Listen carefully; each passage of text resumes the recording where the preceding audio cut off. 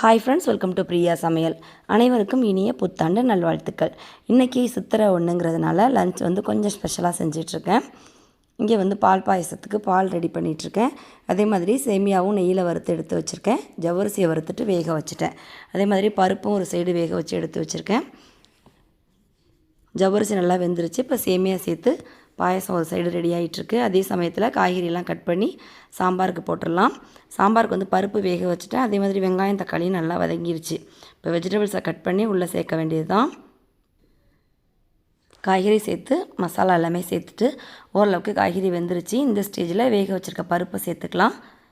பருப்பு சேர்த்ததுக்கப்புறம் சாம்பாருக்கு தேவையான அளவுக்கு தண்ணியும் சேர்த்து நல்லா மிக்ஸ் பண்ணி விட்டுடலாம்.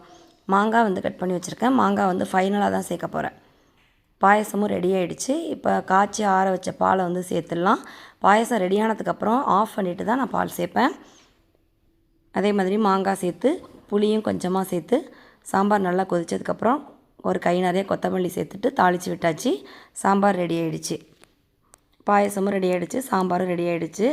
சாதம் வடிச்சிட்டேன். அதே மாதிரி உருளைக்கிழங்கு வறுவலும் புடலங்காய் பொரியலும் ரெடி பண்ணிகிட்ருக்கேன். நல்லா பார்த்திங்கன்னா வடை தான் ரெடி பண்ணிகிட்ருக்கேன். வடைக்கு மாவு மிக்சியில் தான் அரைச்சேன். நான் கொஞ்சமாக தான் உளுந்து ஊற வச்சுருந்தேன். அதனால் மிக்சிலே அரைச்சி தான் இன்றைக்கி வடை தட்டினேன். ரொம்ப சூப்பராக வந்துருந்துச்சு.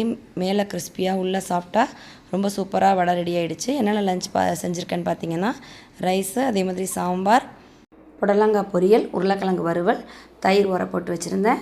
அதே மாதிரி பால் பாயசமும் சூப்பராக ரெடியாக இருந்துச்சு. வடை, அப்பளம், அவ்வளோதான் லஞ்ச் எல்லாமே ரெடி பண்ணி இப்போ சாப்பிட போகிறோம்.